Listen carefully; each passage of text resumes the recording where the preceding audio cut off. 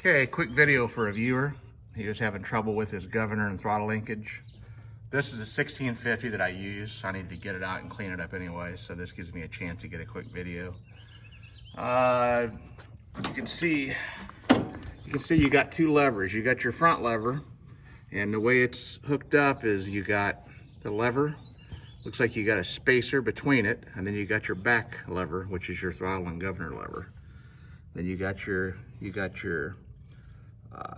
governor adjustment right here. You can see about how far mine's out.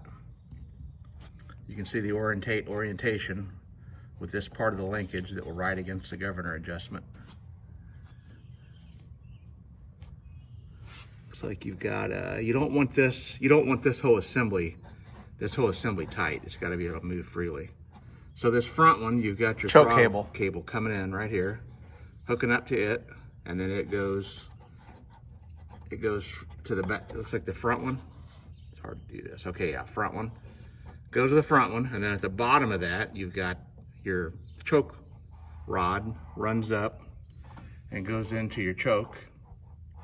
And then on your back bracket, your throttle and governor bracket, there's your adjustment for your throttle lever right there, that screw.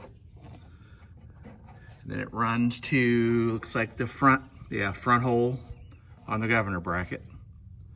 That's your governor spring. Hooks up your front hole, runs over. Mine's in the third hole up on the governor. And then it looks like that's it. Yeah, you can see the orientation. There's your lever, part of your lever that contacts the governor adjustment. You can see about where my adjustment is. And then when you work your throttle up here, it's off right now, so it's all the way down just to idle. And when you come over, full throttle. You want full throttle, you want that to be all the way back. And it off, you want this to be touching. So when it's off, yeah, I saw your video, and when it was off, yours was still wide open, so you had too much tension on this. This shouldn't really have any tension on it right now at all. Yeah, just enough to close the throttle. And you can see what it does when I pull it. Then when you go full throttle, here's half throttle, and full throttle. Full throttle, you're putting a lot of tension on that spring. You want to hold it back, so you can see it springs back when it's under full throttle. And when you shut it off, you relax that spring tension, which lets your governor arm close the throttle.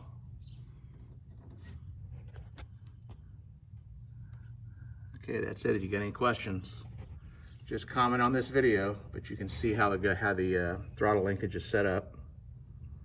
Just make sure you don't tighten this down until this whole assembly is tight. It shouldn't have a lot of play in it, but you can see it's got some play in it. You don't want this to be tight. And you want this to be separate than the inside. Like when I reach over here and grab your choke, see, you're just pulling that one. There's your choke.